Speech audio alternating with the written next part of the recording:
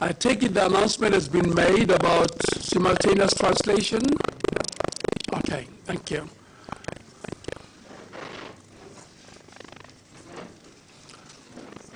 We're then going to proceed in a straight line. And everybody else who needs translation, of course, earpieces are available, and that is the route that we will follow.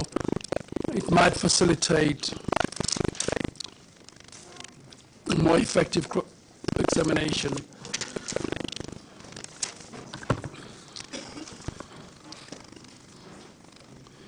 Professor, you're still under your earlier oath. We're going to proceed by inviting Advocate Klaus. Thank you, Justice Moseneke. Professor, I'm representing the patients that survived what you called the sketch. And I would just want to ask you some questions in relation to that. Now, I need to start off by acknowledging the importance of your report. You speak of a culture of fear and evasive responsibility, and I must thank you for not following in that course. And I want to thank you also for cutting clean. And in that clean cut, we have the potential of healing wounds, so I need to thank you for that. I also want to tell you that your report came out when I was in the middle of the life Esidimeni frail care fiasco. That you're not writing a report on that because the courts have come to our aid in that. But I will draw some parallels on that and ask you some questions on that. So thank you very much for your report.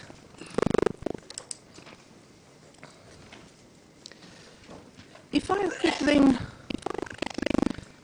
I could then start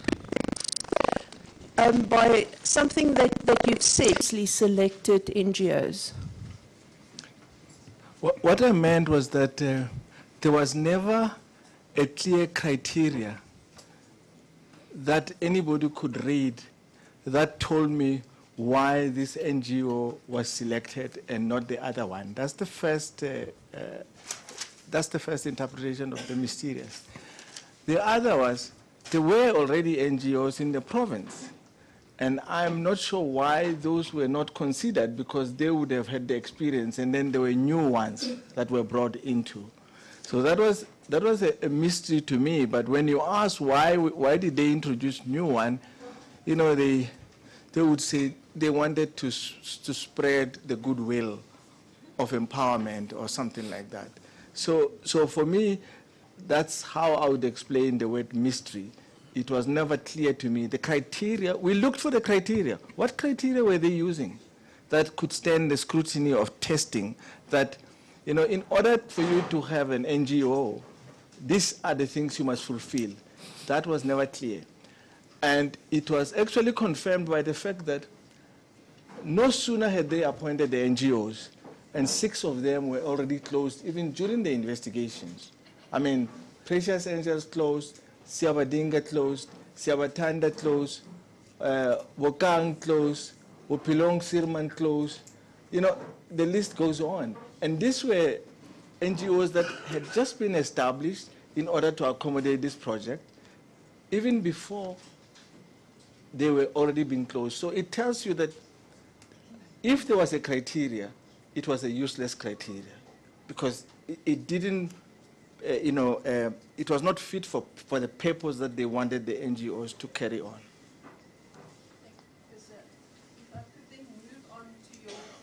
Sorry, if I could then move on to chapter 10 of your report.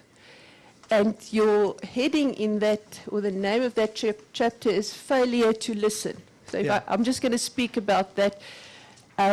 Also because I had the same frustrations when dealing with the Life Esidimeni frail case problem in the Eastern Cape. So if I could just start on that. If I could, I'm going to deal with that, but I want to start with the timeline that are before us. We have the first objection to this project already in 16 March 2015 by the South African Society of Psychiatrists. And they told the department, be careful. Do you agree with that? Well, I've seen a lot of correspondences, and I think the sentiments is what I understood, yes. Yes.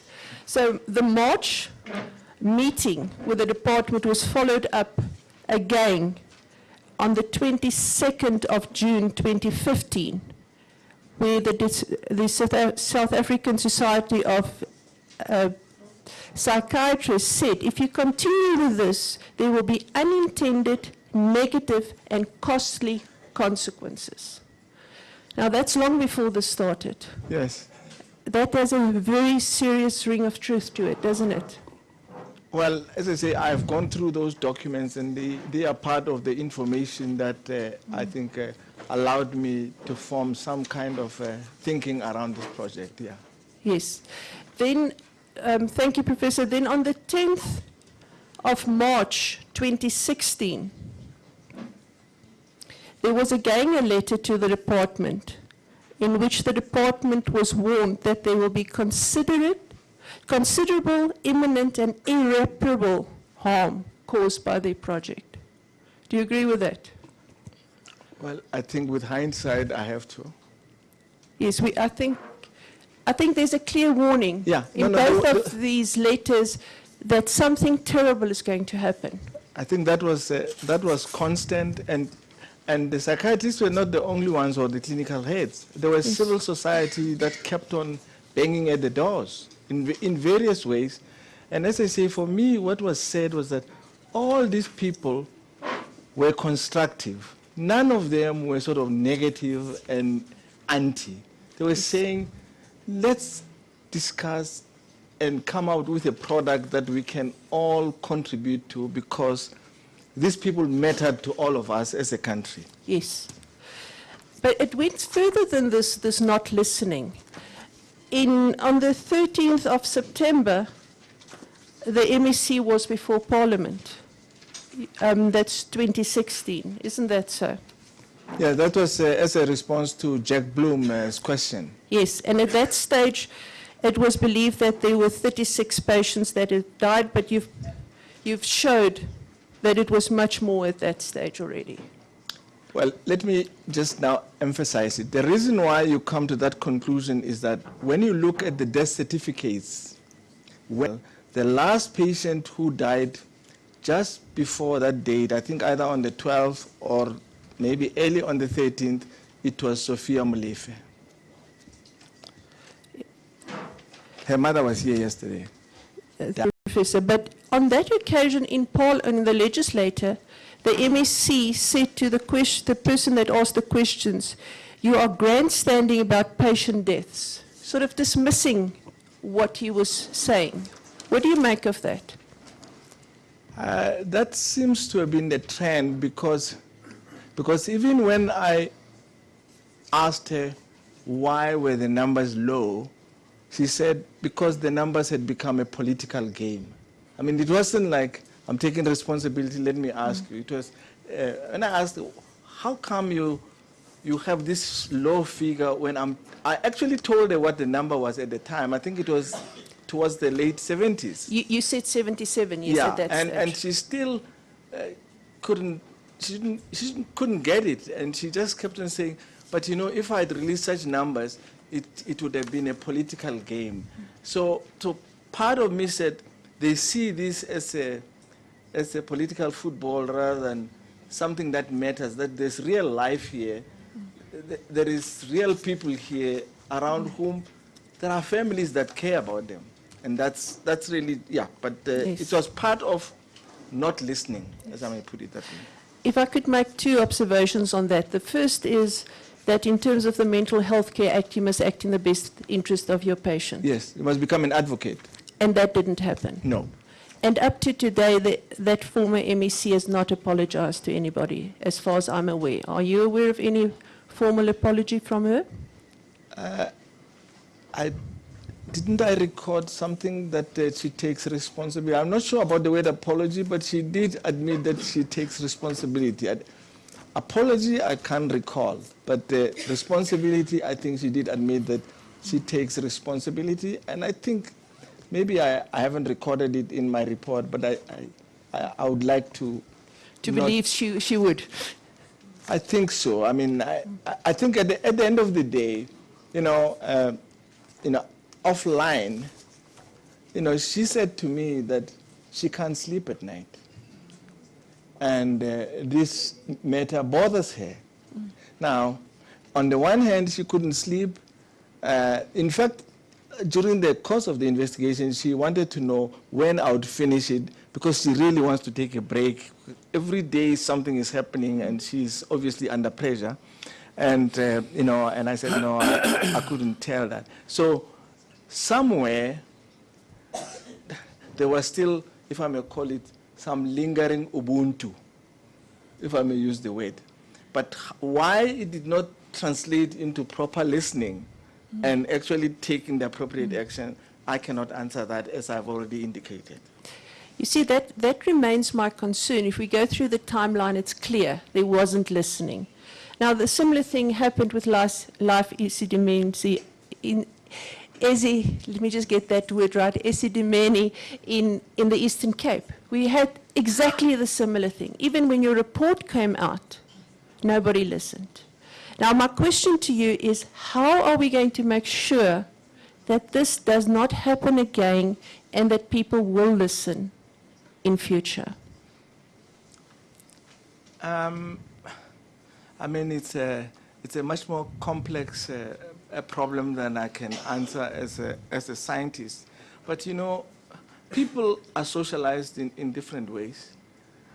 Sometimes you come from a very good family, and then you acquire power, and you start thinking that everybody must listen to you. So these things are not easy to. I cannot answer how you will make people listen again. I think it's just important that out of this tragedy, some lessons will be learned. Some people will change their behavior. Others might even get worse.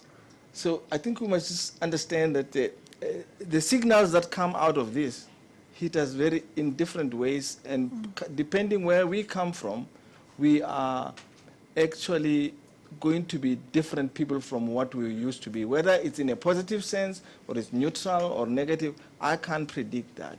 Some people will listen, others will continue not to listen. It seems to me when you spoke to the persons, I just forgot their names now, that issued the certificates, the first one issuing without the authority and the second one issuing ex post facto, that didn't have, your conversation with them didn't have any effect on them doing the right thing. No, I think when I was having the conversation with them, they did realize that actually they had not done things procedurally. I think they were aware of that. That's why they went after the effects to go and visit the NGOs and actually try and remove the evidence and reissue new ones. There is actually a recording of the owner of one NGOs saying to my inspectors, no, I've got the old license here, and I'm not giving it to you because I'm waiting for the new license to come. And she mentioned the name of the HOD, that he will bring the new license, but I've got the old one that I've been told is illegal. So there was an awareness, and in some of the visits, when the inspectors were there, they actually met people from the department that had been sent to either try and interfere with I didn't write too much about that, but the gathering of evidence. That used to happen. So that's part of the problem. But it was sad, nevertheless. Yeah. If I could just move on to another point, Professor. Some of these patients were not moved to other NGOs or hospitals. They were actually just discharged. Is that right? Yeah, there were three routes that patients took.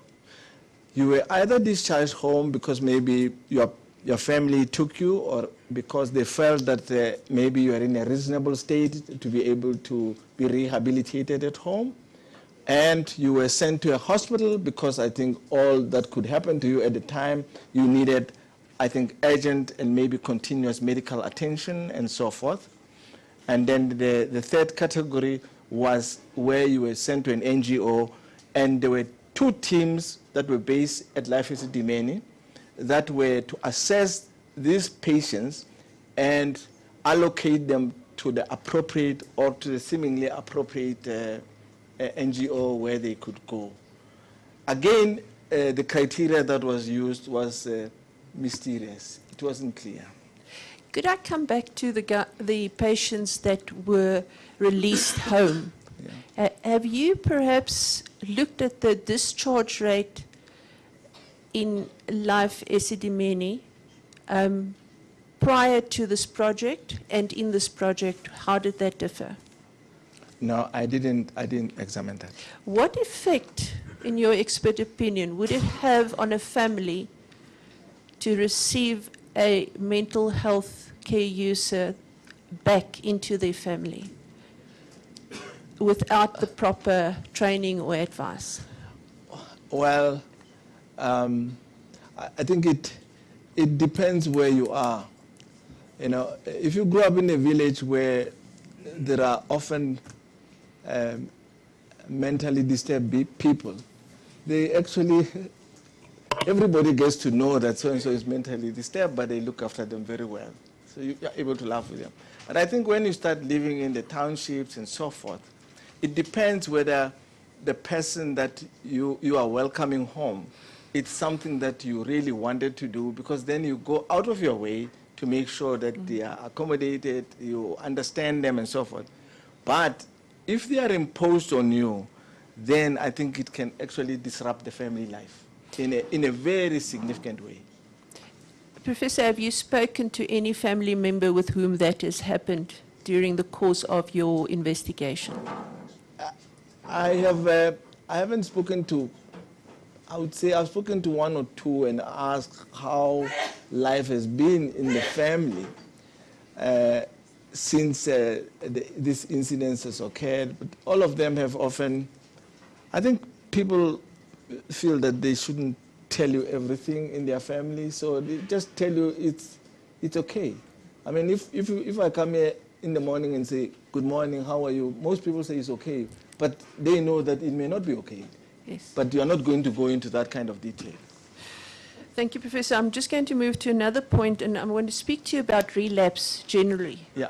Can you give me a definition of what the medical team relapse would mean with a mental health patient? Well, let me try and simplify it. When a patient comes to you with signs and symptoms and you make a diagnosis, believing that the diagnosis is correct, they come, you give them the treatment. If the treatment is correct, the symptoms and the signs begin to abate. Okay? Now, in some diseases, if you maintain the therapeutic level of the treatment, the levels will suppress the pathology that is underlying the signs and symptoms, and they will remain in remission. However, in many diseases, there can be a spontaneous relapse, which means the patient goes back into the signs and symptoms, not because they are getting adequate treatment, but because I think the pathology has reached a critical level where it doesn't matter what you give them. And that often happens in mental cases and in other cases. It often doesn't mean that the treatment is inadequate. It may just mean that the pathology has gone to a point where another critical level has been reached where I think treatment needs to be re-examined. Of course, there are cases where the relapse is precipitated by the fact that the patient's treatment has been reduced, or that a stress factor has come into play that has demanded that the patient must be given more treatment than they require but they are still remaining on the old treatment. And therefore, the stress induces a relapse in the signs and symptoms of the patient. That would be really how I would explain relapse. Could you just, you've dealt with overcrowding, cold, hunger, lack of medicine, inferior quality of care. You've dealt with those. Yeah. What effect would those have on a relapse of a person? Well, there were many incidences of relapse because relapse is part of care. Now, the first relapse, I think, that occurred when patients heard that they were going to live life Esidimeni. Some of them began to relapse there. And it didn't mean that they were not getting adequate treatment. They were getting adequate treatment, but they realized that their circumstances were changed, were going to change. Some of them, it became stressful for them just to know that they may be moved. So the relapse actually started as early as when they became aware of that their conditions or their circumstances may change. And then when they went into the NGOs, some of them relapsed. I mean, there is actually a classical description of how there was chaos at Siabadinga because there was no medication. And the director kept on sending SMSs to the director of mental health to say, can we provide us with medication? Because the patients were not receiving medication and their conditions were relapsing. And there were many other instances in some of the other NGOs where actually patients relapsed, and I think they are documented somewhere in the report. I can't remember. There's one of the psychiatrists in Tshwane who actually gave evidence about the level of relapse that was occurring in the NGOs post the location of the patients. But it was part, I put that as part of professional health care. Would such a relapse have any effect on the prognosis of a patient? Well, any relapse of a disease has an impact on the prognosis because of the behavior that may be induced as part of the relapse. Some people may take their lives, other people may injure others during that process of relapse. They may destroy property during that, and all of those things have consequences because they will end up in a situation that is unlike the situation before. But it does have an impact, yeah. Then you said earlier that the multiple moves and the inhumane transportation had taken something out of the mental health care users. What did you mean by that? Well, if you go through the literature, one of the cardinal recommendations about mental ill patients is that, as I have indicated before you transfer them, you must really assess them carefully as to what their needs are and ensure that where they are going, their needs would be catered for. And secondly, that to take them to where you want to transfer them, they must be transferred in the appropriate mechanisms of transfer. The reason for this, I don't think the science is as rigorous as one would want it to be, but anecdotes and historical evidence suggest that mentally ill patients do not take stress as well as what we call normal people. It tends to overburden them, and if they were, for example, depressed, they tend to get into a deeper depression, and it takes them longer to come out of it.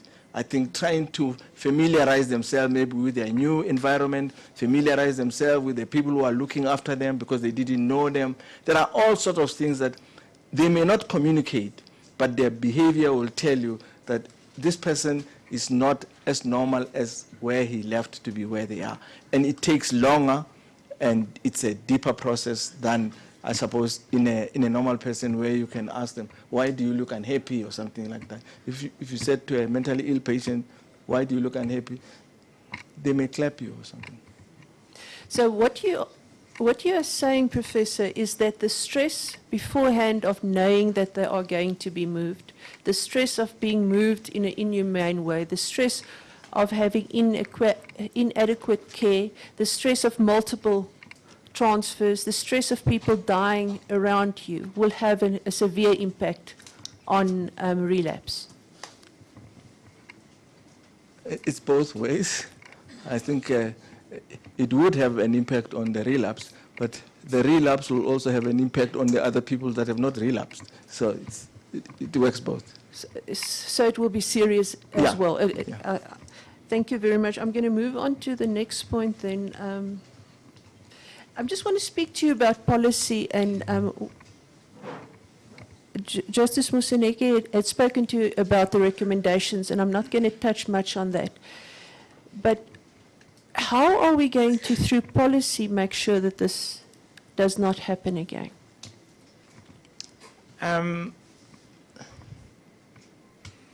Okay. I wanted to use the Constitution. Let me use the Constitution as an example, although I should have thought a little bit better. I mean, we all know that our Constitution is one of the best in the world. It's envied all over the place. But do we live up to it? And what do we do when we don't live up to it? You know, we feel pity for each other, we forgive each other, or we try and forget. I mean, we do all sorts of things that are inimical to what we are expected to do. And then sometimes we pity ourselves because we've been oppressed, and we come with all kinds of excuses. So, at the moment, I think this tragedy has given us an opportunity, I think, to correct the legislation and to make it more rigorous in line with the Constitution. I think we have tried to recommend that the various spheres of government between the province and the national, the legislature is corrected. The criteria, for example, as I say, for licensing these processes is more rigorous and more transparent and easily monitored, because it doesn't look like it was monitored properly in this instance. So I think those processes are underway. But at the end of the day, these processes are going to be managed by people. It is the people, not the machines, but the people that are going to monitor them. And I think that is going to take time to actually change the attitude of people. And to make sure that it's not tickless, but there's a qualitative change in care. Yeah. You were critical of the Mental Health Review Board in your report. How do you see their role further? Well, the word is moribund, isn't it? Moribund means dead, Professor. Yeah, they were almost dead, and I think in the interviews they admitted that they were very peripheral to the process. And also what I found very strange was that the Mental Review Board is supposed to be the custodian, the gatekeeper, the sort of like the highest advocate for these mentally ill people. Now, I found it very strange that they seem to be manipulated by the people that they are supposed to provide oversight to. And I give an example where, you know, I wrote directly to the Mental Review Board asking for some piece of information that would have allowed me to understand some of the processes. And what did they do? They copy their response via the director so that the director can vet what they have to tell me. And I couldn't. And when I asked them, did they actually ever see the plan of the project of this? I think in the report it says, no, they didn't see it. So I couldn't imagine an oversight structure that did not do its work. I don't know anybody who knows the politician called Dennis Healy, who was a British Labour member, who used to like debating, and he once said about his opposite member, he says, you know, being criticized by one of his opposite number was like being beaten by a dead sheep. Now, most people know that a sheep, first of all, has no teeth. Now, if it's dead, it will even be less able to open its mouth. So that's how dead they were. Professor, how is this going to be sorted out to make sure that they play a role in future? Well, I understand that the new MEC has advertised for a new review board, has, I think, is looking into the terms of reference of that board, and so that they can play an oversight role properly, because as I say, in this situation, they were not. They were, I think they were sort of like, they were being controlled by the officials that they're supposed to supervise. It's not only in Gauteng that there's a problem with these boards, so I hope it will go further, the policy developing to go further. Can I just then also ask you, you said it would have just been a common courtesy for the family members to be informed where the mental health care users were going to be moved to. Now, I don't think anybody will differ from you on that score. In terms of the Older Persons Act, the policy documents make provision for a pre-notice 30 days before the time, telling the family members where this person is going to be moved to and when he's going to be moved to. Isn't it time to have something like this in the policy of the mental health care users as well? Well, I mean, I couldn't agree with you more, but I think it's part of maybe the revisions that will take place, I suppose, that the department will have to take care of. You know, as I say, most of these things, it's not that they are not there. Sometimes they're there, but they're just not being implemented.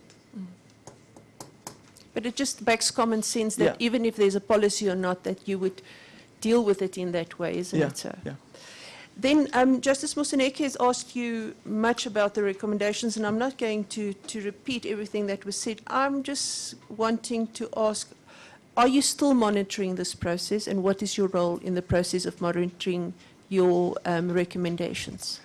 Well, I think in terms of the Act, once I produce my report, I give it to the CEO of the OHSC, and I think jointly with her, we meet, I think, with the two DGs from the Premier's office and from the National Department, and we discuss, I think, the recommendations and how they are being taken forward. And as I say, I mean, I can count 9 meetings since I released my report that I've had. And then just lastly, the question of capacity building. What we have found also with the frail care centres is that as they close Life Esidimeni, there's not a capacity building for new patients to be accommodated. Has this been addressed with the mental health care users? I don't know. You know, I think from this exercise, as I say, there are lessons. And the lessons are, we have all bought into the idea that we must deinstitutionalize and build the capacity around this deinstitutionalization by developing community-based care. Now, if you really had to examine that, we are paying a lip service to that. We are not doing it. Now, the bigger fear for me is that we are now talking about the NHI. And the NHI is going to depend on primary health care. If the primary health care system is not being resourced and not being developed as adequately as it is, we might find ourselves facing a greater disaster than what we've seen at Life Esidimeni. This is just my caution, but we have been talking about, yes, let's deinstitutionalize, and we know what people mean. They mean that the primary health care system in the communities must be properly resourced, properly developed, properly capacitated, and it is not going to be done on the cheap, I've said. And we need, I think, we need to change our policies. Now, let me maybe put it in a slightly more rigorous manner. If you are a mentally ill patient today in South Africa, and you are put into a mental hospital like Vescopis, you'll be looked after properly, and possibly you will live your life like every normal person. Because they've conducted a study there that if you admit patients to Vescop, it's one of the best that you can attain your normal life. Sure. So it's the safest place to be in South Africa today if you're mentally ill. If you are mentally ill and you go to some of the NGOs in South Africa today, it's like you are going to the gallows. It's as simple as that. That's the contrast. It's you are choosing between the safest place to the most unsafest place in the country. Now, the only way, if we're going to ever use the NGOs in order to deal with this concept of deinstitutionalization, is to ensure that they are developed to the level of Vescopis. Because everybody knows, even an American would want to stay at Vescopis because they will live their normal life and they will be taken care of properly. Their studies are as clean, as robust, as proud as you can be. But if you go to the NGOs, it's like you're playing a dice. It can fall in any other direction. So that's what we have done here, played dice. So if I understand you correctly, there's no real capacity building happening at this stage? At the NGOs? Yes. No. Thank you, Justice. I'm finished. Thank you, Professor. Thank you. Professor, all I can say about the last bit is Vescopis will probably want to give you an award. And I don't live far from Vescopis. It is You're safe. It's in Swan, in Pretoria. So thank you very so much, Professor and Advocate Kraus.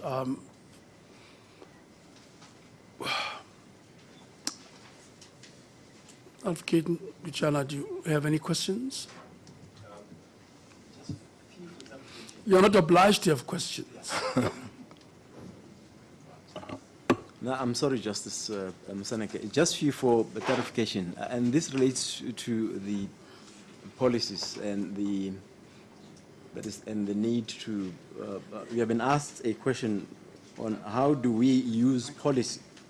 Oh, I'm sorry. We have been asked a question on how do we use policy to ensure that this does not happen again. And you had used an example of our constitution that it's rated as the best in the world and so on, but nobody seems to live in accordance with the principles that it sets out. My question is directed... Of course, nobody is a very high standard. Yes, nobody... I worked for 15 years trying to protect the Constitution. So I'm worried when you said nobody lives according to it at all. No, I was going to justify it, Justice Msaki. Very well. Nobody in relation to the incident that we are dealing with seems to have bothered about the best constitution in the world. And this relates to your findings, specifically in paragraph, that is page 24 of your report. You make reference to a group of 38 patients which you had assessed, and amongst them there were about 11 in relation to whom the prescribed forms were complied with, that is in relation to the requirement that you must assess them first before you decide on discharging. You must also assess the institution to which you'll be discharging them. Do you still recall that? I recall it very clearly. In fact, Yes. that was the work of the Mental Health Review Board. They are the ones that ought to have done that. Yeah. And it was when I requested the complete list, not the 11 that they gave me. Yes. Yeah. And this requirement, would I be correct that this is a legislative requirement? Yes. And it's referred to in the regulations. Correct. In terms of the Mental Health Care Act. So in your analysis of the documents which had been presented to you, were you able to find that in most or many of these patients, that statutory requirement was complied with or was not complied with? Well, I think it was not complied with. Just like, as I say, licensing is a statutory requirement. It's a legislative requirement, and it wasn't complied with. Yes. But nevertheless, it happened in this project. So you can go for a number of issues where the law is very clear and sometimes even very sympathetic. Yes. But things were not complied with. Yes. So, apart from the fact that you had stated that the human rights of these patients who were involved was violated, it is also a violation of that specific statutory requirement. Yes. That there ought to be an assessment, a prior assessment, before a patient is moved to a particular institution. And that particular institution must be a specific institution that would cater for that specific patient. Yes, that's a statutory requirement. It's not something you can negotiate, and it didn't occur in this situation. Yes. Then that will deal with the other thing, which I had in mind. There is the document referred to as a plan, a project plan. I'm not sure whether you have had sight to it in your investigations. It appears in one of the volumes. I think it's in volume 8. On page 2798, it makes a reference to the purpose of the project plan. And I'll just read it for the record. It says the purpose is to facilitate smooth termination of contract between Gauteng Department of Health and Life Esidimeni for care to chronic mental health care users by 31 March 2015. So I want to pause there. That would I be correct that in your reference that there was this migration that is between May and June of a large number of patients, that this migration was caused by that very particular fact that by 31 March 2015, the contract had already, remember, the contract had already ended by that time. No, I think... No. It should be by 31 March 2016, I'm sorry. Yeah, no. I think let me just bring a correction here. The initial plan was to complete the process of transfer by the 31st of March. Yeah. They realized that they couldn't actually realize that date properly, and they extended it to the 31st, to the 30th of June. So I think there was a discussion between the department and Life Esidimeni that no, let's extend the period of transfer. But even when they had done that, you know, I mean, they extended March, it would be April, May, and June. They didn't wake up until May and June. April, they didn't do much. So one doesn't understand what was the purpose of extending when you are not going to be active enough to ensure that it happens at the time. So how would you explain the reason behind this migration you referred to during May and June? I think I don't have to explain it, but I can try and narrate. Yes.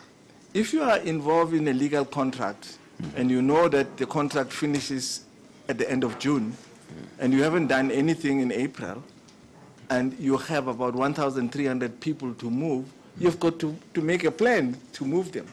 And that's why I called it the migration, like the Masai Mara migrations, because you had to move this many people into these 27 NGOs in a rapid short of time. Because if you didn't do that, then I think you are legally contracted or some consequence will happen legally.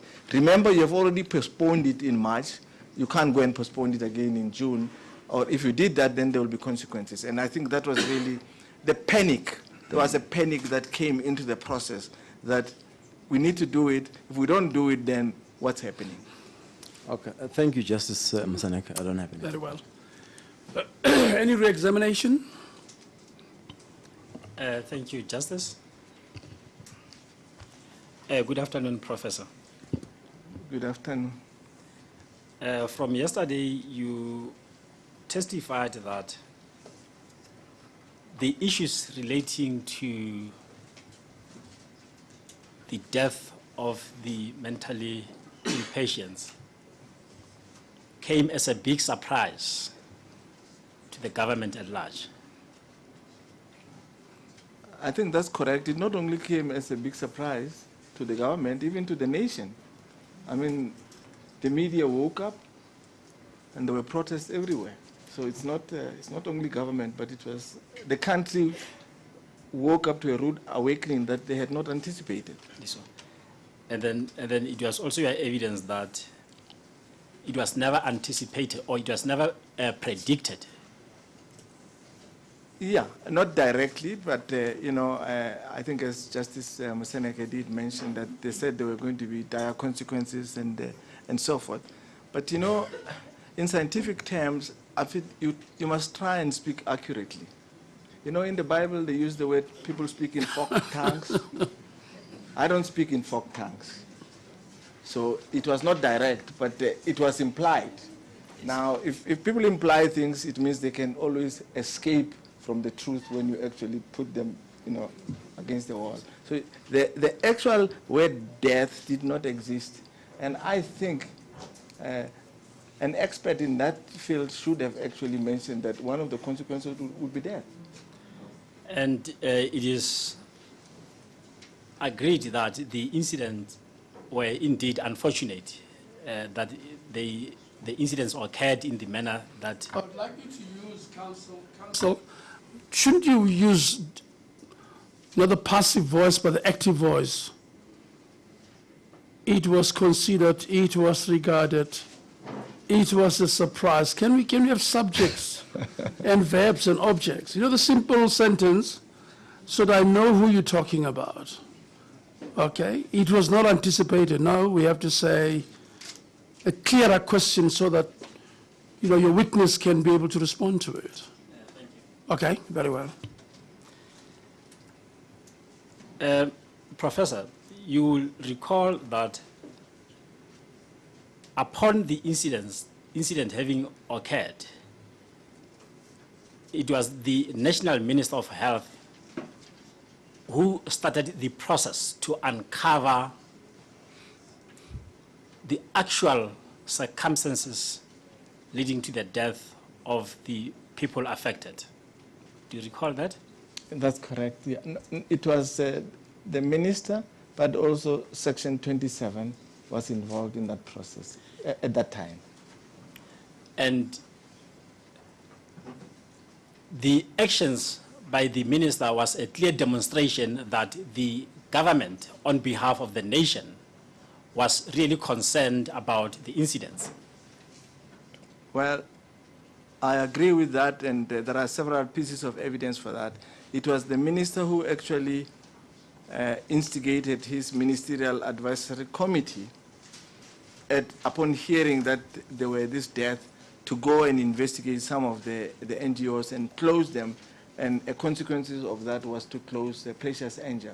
That was an intervention because at that time already 18 patients had died out of 47 that had been transferred to Precious Angel. Now, you don't require a statistician to tell you that if you have a total number of patients of 47 and you have 20 of them or 18 of them die, that's no hospital or no doctor who looks after a patient would think that they're doing a good job. And it requires no statistics, it's common sense that there was something disastrous taking place. And I think the minister took the appropriate action. And also, I think as part of the briefing was that if I come across any NGOs that was actually a danger to people's lives, I should make sure that those are attended to urgently, and that is how Anchor got closed, and Bopilong got relocated, Siabatanda got relocated, Bokang, and so forth and so forth. That was really out of trying to intervene from the national minister. Of course, as I've already said, because of this concurrence thing, he had to work with the provincial structures like the HOD and so forth was always involved. But it was an intervention from the national minister. The second point of intervention was when I finished my report, he appointed this team, multidisciplinary team of 60 people to go and re-examine all these NGOs and to see what was the problem and so forth. And then he appointed another team to advise the relocation so that the relocation is conducted in a manner that, first of all, takes account of dignity and respect, but also because it's guided by expertise. It actually takes the patients to the places where they will be looked after properly. And that is what has happened, I think, in that process. So it was all part of intervention, yes. Will you consider the minister's intervention as a proactive and a positive move on his part in light of what had occurred? I don't know how else I would describe it. Council, right at the early part of on page 3, paragraph 2.1, the report makes it plain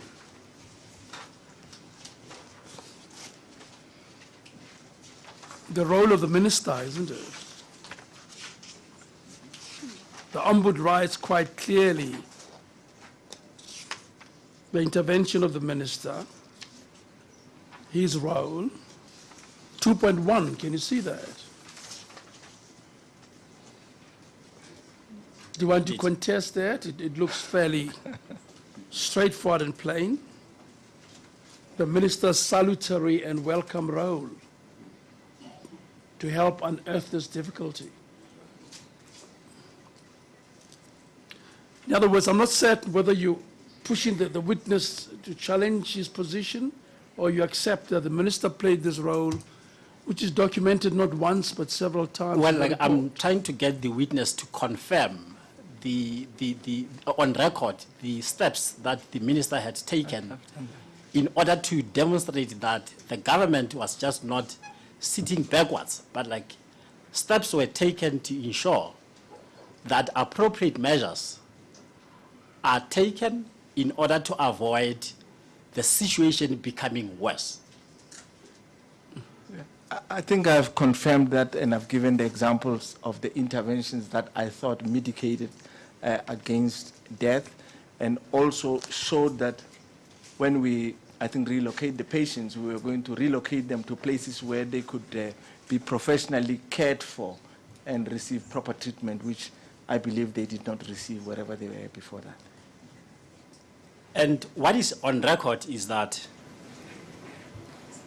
it cannot be disputed that prior to the finalization of your report and subsequent to its finalization, the government took steps to correct the situation.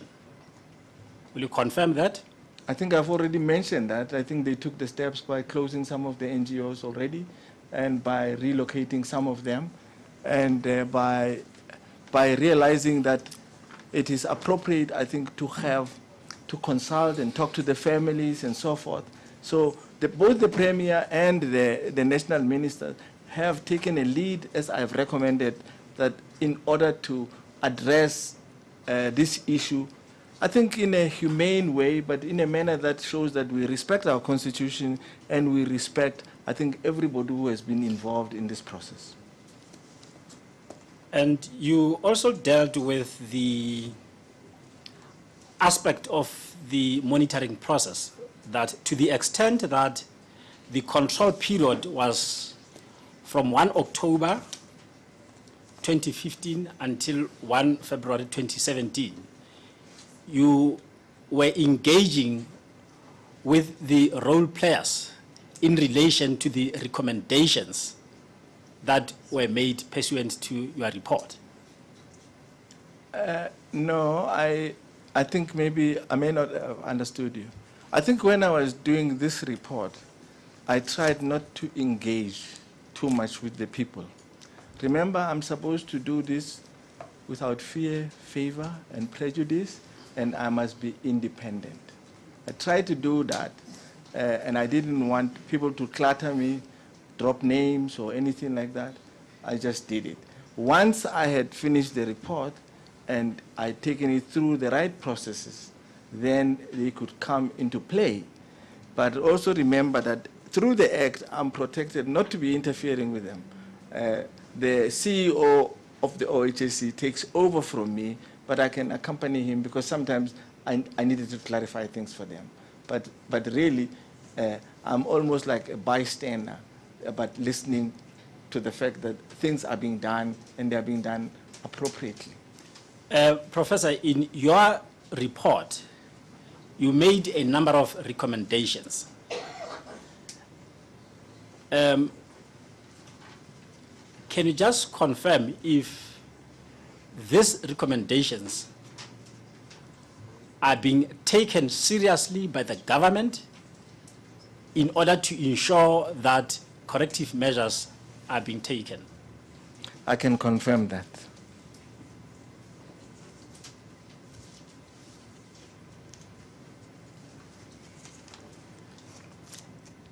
Is there any aspect of the recommendation that you are not satisfied with in relation to what is expected of the government? I wouldn't say not satisfied. I think some of the disciplinary process in South Africa take too long for me. I don't have the patience. You know, you suspend someone and they spend the whole year earning money sitting at home. I mean, that's a common thing in South Africa, and people seem to accept it. It seems to be part of the norm. So if you want to have a good time, you allow yourself to be suspended, go and stay at home, and you get paid. Now, I don't understand that, and there doesn't seem to be a way in which we accelerate this process. You know, I worked in the UK where you arrive in your office, you've done something stupid or unprofessional, and you are told you're fired and you go away. None of these things of going to people to do it away for you. But here, even without doing, we just allow people to, and we say this is good labor practice. And yeah, and we're surprised the country is in a mess. You have mentioned that from time to time you have meetings. You have counted up to 9 meetings. About 9, yeah. 9 meetings that you have had with the Director General, both from the province as well as national government. Yeah. Can you just elaborate the object of those meetings? Well, there are many objects. Council, I must just intervene here. You know, these points have been canvassed very carefully, and the witness has been very good in telling us how well the government has done. As long as you don't undo all that. Remember, we have to carefully ask the witness, and he has been fair in setting out how well the government has done on remedial questions. And this is your witness, so you can't quite tackle your own witness. So the witness has made the points, and I think, in all fairness, it must be said that prima facie, my impression is that the minister and the premier have done well. I may yet make a finding over that, but it is clear from the evidence. And I've asked every single remedial step, and the professor confirmed. Even our presence here is an outcome, an implementation of Chapter 18. So just choose carefully how hard you want to tackle your own witness. You see, starting to talk about other things and suspensions, and it's little advice to counsel. But very well, proceed. Thank you, Justice. The intention is not to tackle the witness, except to say that emphasis has to be put on the good work done by the government in order to address these issues. And on that note, the points having been well made by the witness, there shall be no further questions. Yes, indeed. I agree with you. Where government has done good, we should say so. Yeah. And I was the first to do that in my questions in favor of the state, because remedially they've done well, following on a tragedy So in a hearing like this, we have to hear about the tragedy, the horrible things, and we have to hear about the remedy. And those are relevant, and both are relevant. And I think the professor has been good to point to both. Look how terrible it was, and look what they are doing now to correct it. And a lot has been said about the government, which is good. So council can rest, certainly. Thank you, Justice. Any further questions? No further questions. No, not at all. Professor, we've come to the end of your visit with us. I just wanted to thank, I think, the people that are here today, all the legal representatives. But more importantly, I think I want to thank the people who participated in this process to give evidence, oral evidence, and provide the few documents that were there. Civil society, the professionals, and so forth. I think without them, I would not have been able, I think, to write the report that I've done. And I hope I've tried to do justice, as all I was doing was to find the truth. And as I've already indicated, there are many truths. And sometimes you have to try and connect them to what you call the truth from which you make the recommendations. But I'm grateful to all of you, despite the difficult questions that I've been asked. Thank you. Well, what remains, yeah, sure, go ahead.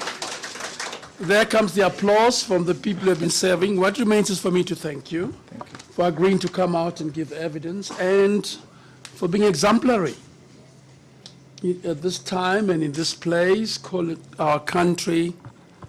We need ombuds like you, public protectors who, right? Who go out there and watch it and say it like it is without fear or favor. Thank And you. we want to compliment you for that. Thank you, Justice. If it's anything, you know your report has been accepted here, wholly uncontested Thank you. by all the parties here. Thank you. So, Thank you. yeah. Okay. Thanks. All the best.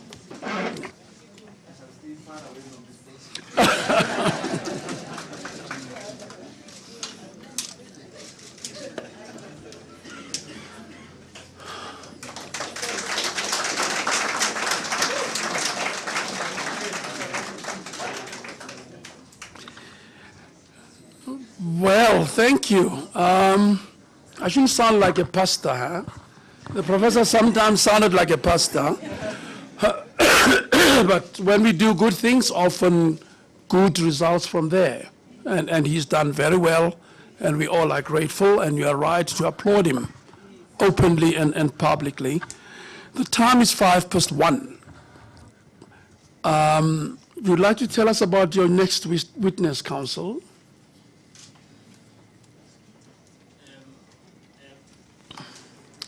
Thank you, Justice. We have made arrangements for the Director General to be present in these proceedings. We just wanted to get an indication that over and above the witnesses that we have indicated, it has become quite important that we have managed to secure one of the role players in this project, being the project manager in the name of Masino. We would like to add him on our list of witnesses. Mr. Masino. Yeah. Wonderful. Yes, he was the man who really headed the marathon Indeed. project. Indeed. That would be wonderful to hear from him. So you're first going to call, you still have to tell me your next witness.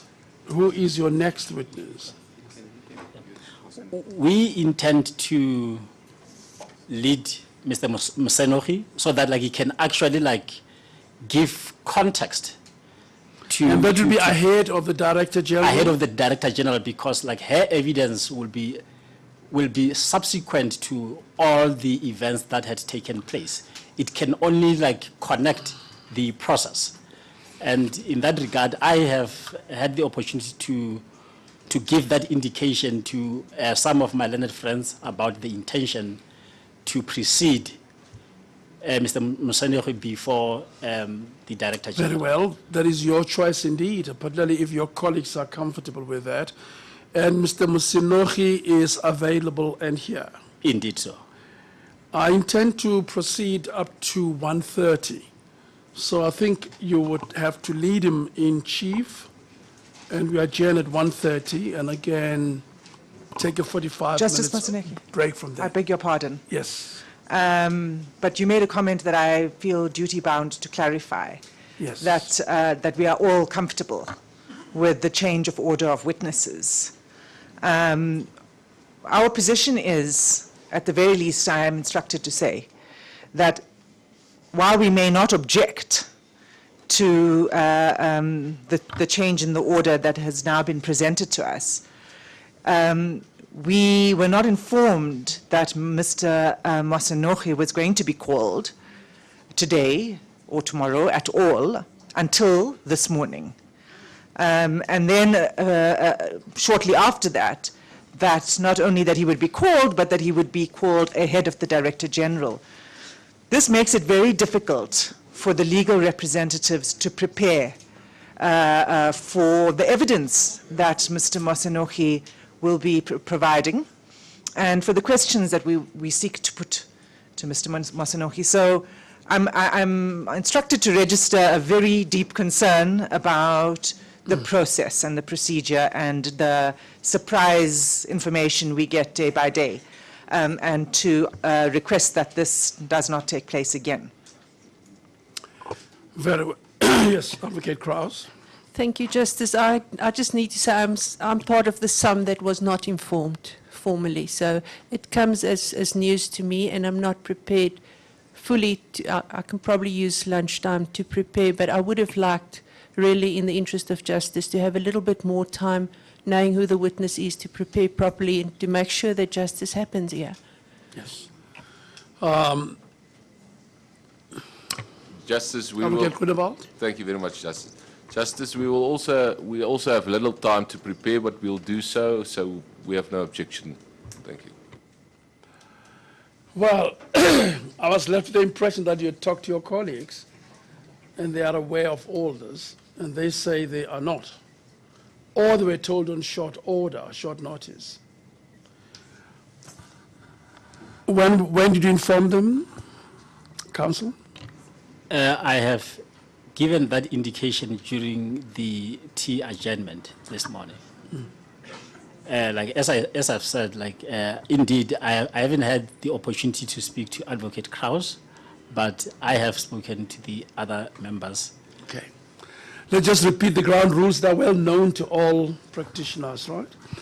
One, notice is vital for preparation. Mr. Masinochi is mentioned many times in the report, and I think your colleagues would want to prepare themselves and know what questions to pose. That just makes the proceedings smoother. On the other hand, I do understand you're precious to try and get your witnesses going, but let's try and get them lined up and get your list of witnesses in a way that will just make it all easier for all of us. And that applies to me too. I'd like to read specifically about a witness coming to make it more efficient and fairer for everybody. Let's talk about today, having dealt with the procedural questions. In short, the answer, we shouldn't do it again. We should give each other due notice. The next question is whether there'll be prejudice if he testified now, beyond the right to notice. Do you perceive prejudice? Would you be hampered in your cross-examination? Justice Musineke, if I could, after he has testified, we could take the lunch adjournment then I could use the lunch adjournment to prepare. And if there are issues outstanding, I will inform the court of them. Yes. Advocate Hassan? Justice Masineke, I am at least somewhat familiar with this record, and I will do my best to prepare on short notice. So that's my undertaking. I do appreciate that this government official is coming to testify. All we are requesting is in future further notice. Yes. But I would say there wouldn't be prejudice, but we will be put on our back It's a, foot. it's a fair complaint, and it has been, I think we've ventilated it. The next question is, will there be prejudice? In other words, will you be able to examine the witness after lunch?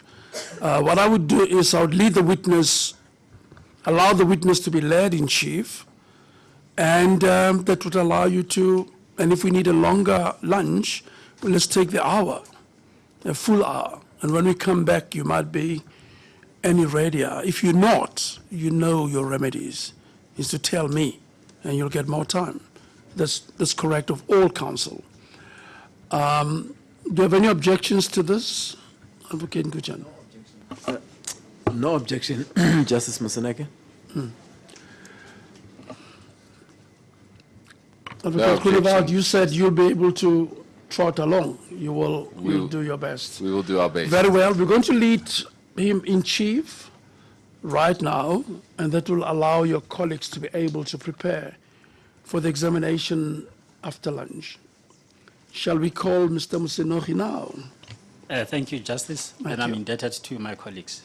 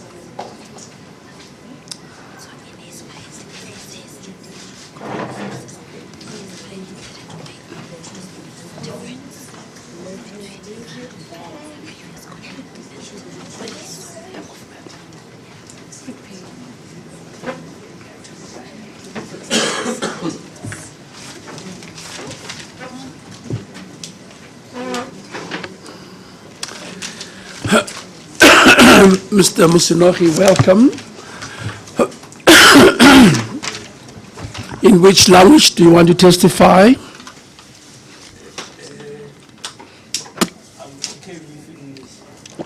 We testify in English. Very well. We're going to ask you to take the customary oath because your evidence has to be under oath.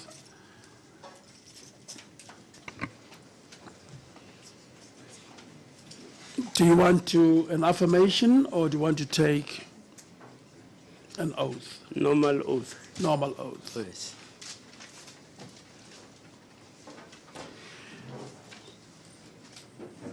You please do swear that the evidence you are about to give will be the truth and nothing but the truth. And if so, raise your right hand and say, "So help me God." So help me God. Would you put on record your full names and your last name, please? My name is Levi Molifi Musenochi.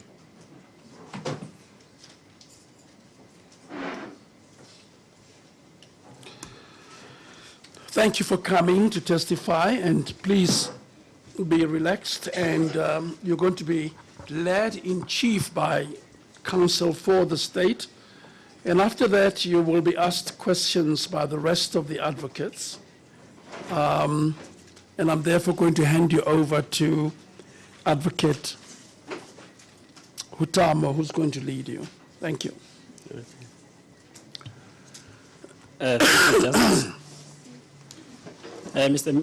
Mosenori, can you just indicate where are you currently employed? I'm employed in Gauteng Department of Health at the provincial office.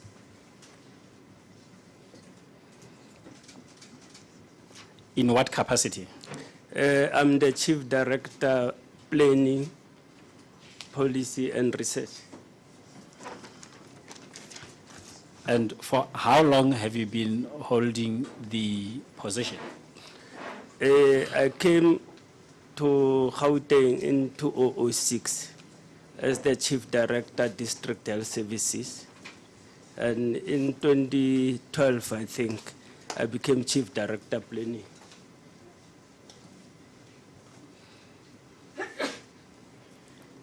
You have been called to these proceedings to assist with regard to information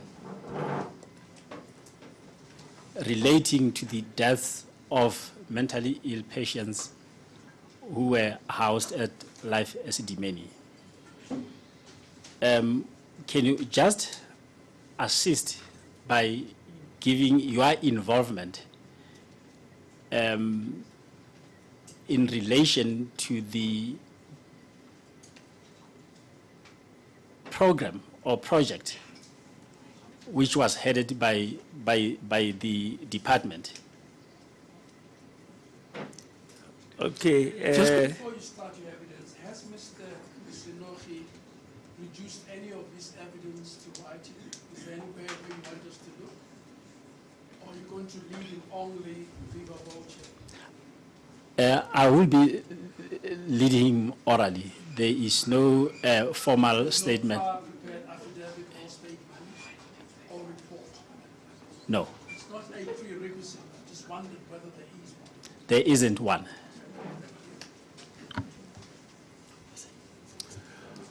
Oh, was it off, eh? I've been told just that my button was off. Counsel, you've just confirmed that there is no prior report or affidavit or statement, and that you'll be leading the witness only orally. Indeed so, Justice. Thank you. Mr. Musenohi, there is a report which was produced by the Office of the Ombudsman. Are you familiar with that report? Yes. The report uncovered the incidents which subsequently led to the death of mentally ill patients. Are you familiar with that? Yes, I've read it long time ago, but I still remember some of the issues that were raised. Yes. Yes. Are you familiar with the facility Life Esidimeni? The facilities, that were having our patients, I'm familiar with 4 of them. Yes. And you have just indicated that as of 2012, you were appointed as the Director for Planning. Yes, if I remember well. During the period of the Ombudsman was appointed to investigate the death which occurred during the period of 1 October 2015 until 1 February 2017.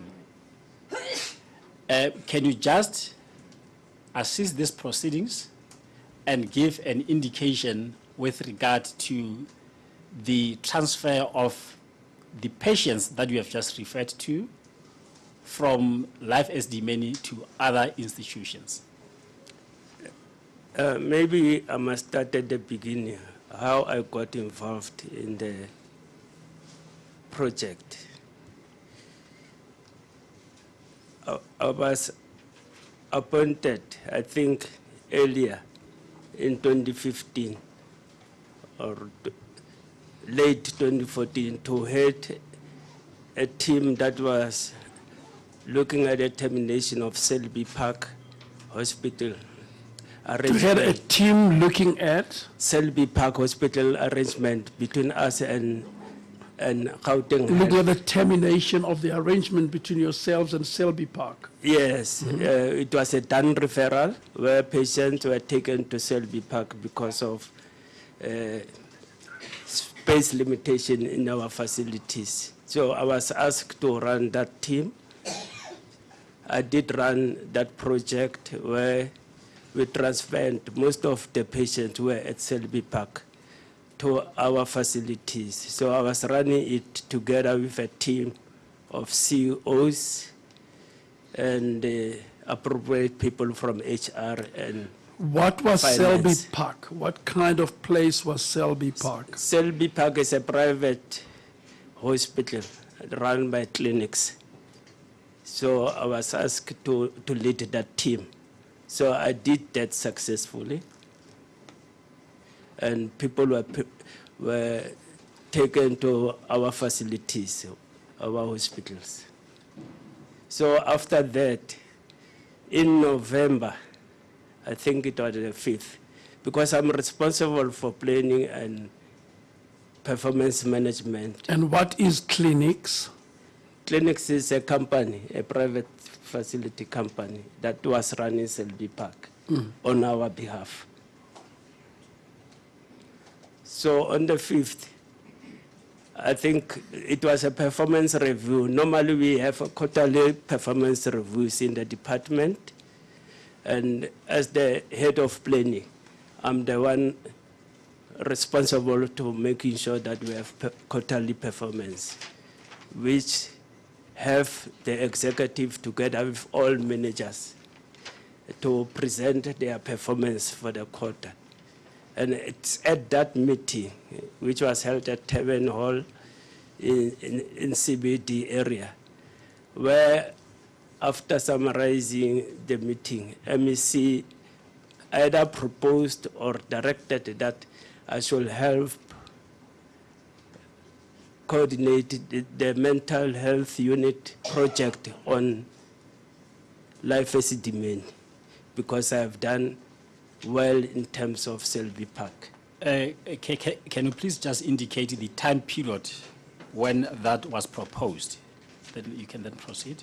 It was the 5th November 2015. At that time, it was already, I think, the notice has already been sent to Life Esidimeni to terminate the contract between Gauteng Health and Life Esidimeni. So it was a proposal or a directive, but eventually it has to be formalized. That's what was my take. So we did write documents because it should be the accounting officer who really appoint a project manager.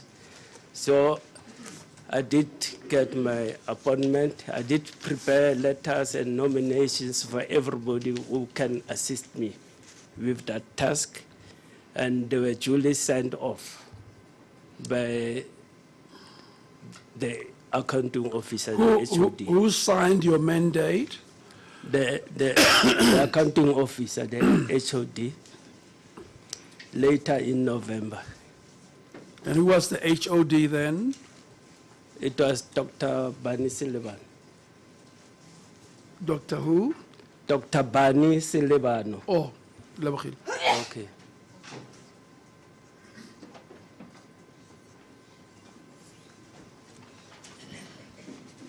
And then you have just indicated that like you have set up a team. Yes, a project team. Who were the members of this team and what were their roles? It consisted of several senior managers together with relevant CEOs especially of the psychiatric hospitals, Vescopis, Sterkfontein, Cullinan, and Tara. But also with the support staff, senior managers in the support staff, HR, infrastructure, and finances. Why those members? It was because I foresaw that without the support of all the senior management, it will be difficult to carry out this task. So we formed task teams around particular areas.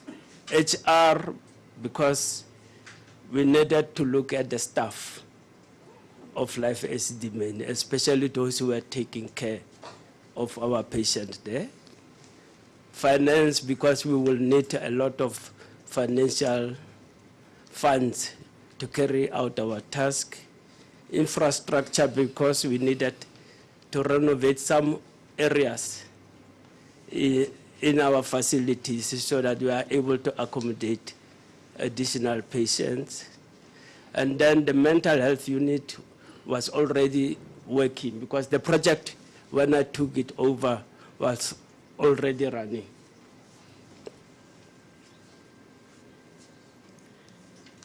And then, can you then proceed, how was the project then continued to be executed or implemented? Okay. When I took over, there was a project plan that has been prepared by the relevant unit, mental health unit. So I had to just restructure it in such a way that I can be able to, together with the team, work on it. So what I did as a person, I did look at it and reduced it into a presentation kind of format where we'll be able to see the task of different task teams and then coordinate, and then they are able to give us on a regular basis reports, and then we report to the executive in a fortnightly basis. What reports did the task team have to give to you fortnightly? The progress in terms of the work that has been allocated to them.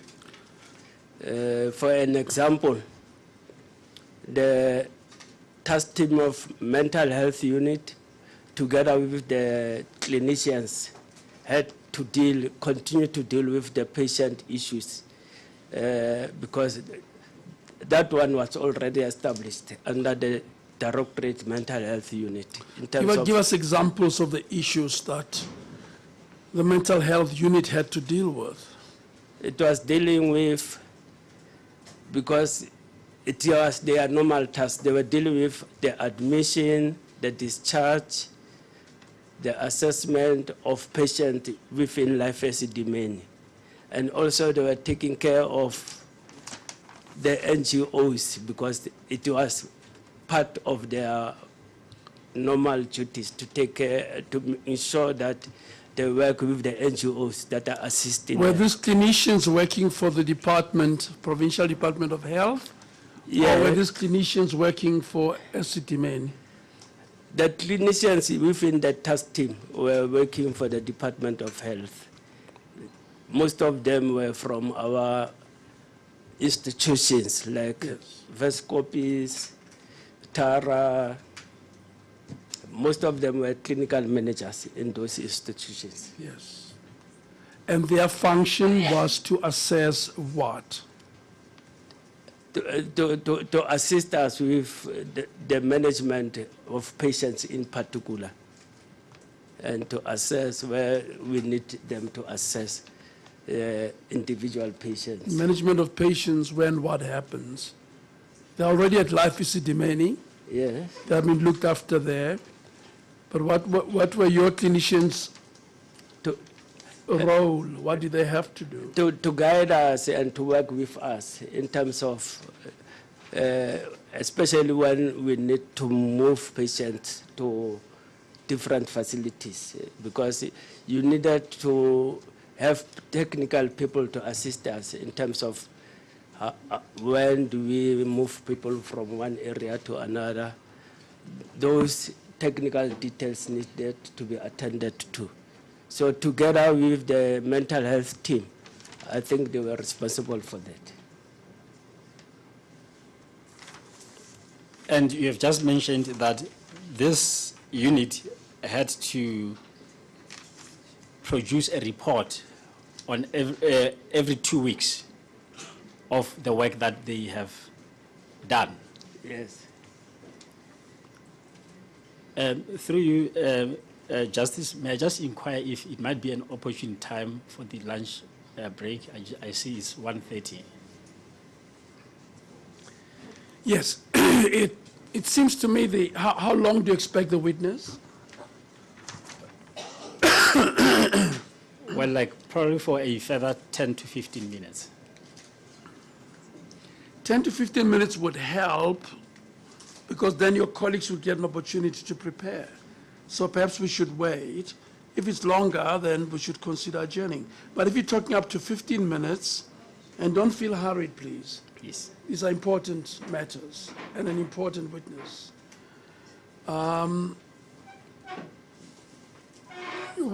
What do counsel want to do? Justice, I would appreciate if we can finish this witness, but I'm totally in the hands of the judge, of you yourself. Counsel? Justice Masino, I'm aware that it's not only about us, but also about others who may be hungry. But so I'm speaking in a self-interested way to say that if it was only 10 to 15 minutes, I would prefer if it continued. So that would allow Sure. us to prepare. Sure. Counsel? Kuchana.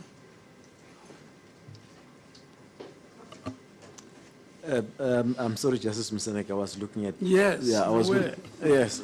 I was looking at... The business is here Hutamu. that we are about, yeah. Yeah. Okay. No. I What have should no, we do? No, I have no objection to that. But I think knowing the witness, it might, the estimation of 15 minutes, it might not be correct. It might Knowing take- the witness? Yes, it might. No. Knowing the documents, I'm sorry.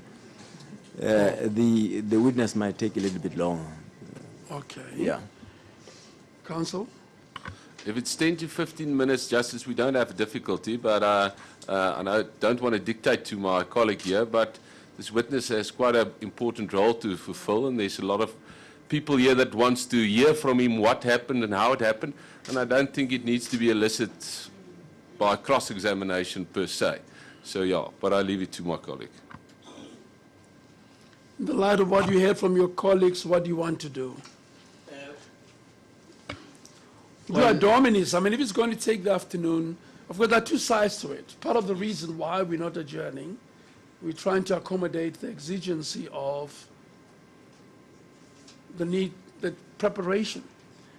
Well, indeed, like the... Or we could, if you're going to lead the witness, after leading the witness fully, then counsel must decide whether, in fact, they're ready to get on with it. And if you're not, the remedy is well known. You're entitled to time, due to short notice, to prepare for the witness. So it's not a train smash, and we shouldn't feel hurried unduly. It's an important witness, and you want to hear from him. I want to know a lot about all these clinicians who were in life as Esidimeni and what assessments they made. So I think the better course is for us to adjourn. The witness must come back and give his evidence in full. And at the time, counsel must assess. If we need to adjourn for an hour for you to consider your cross-examination, so be it. If we take the afternoon off, I go back to my study and write some more interesting things. So I'm in your total hands about that. But we shouldn't feel terrible that we need time to prepare properly. But we need to hear the evidence. Is that okay, counsel? Thank you, Justice. That we adjourn now. If we adjourn now. And we resume at 2:15, shall we? That's 40 minutes adjournment. Is that adequate? Or do you want rather to go 2:30? We adjourn up to 2:30? I think so. That will also give you an opportunity to prepare a bit better. Until 2:30, we come back here at that time. Thank you, Justice. Sure, thank you. We will adjourn.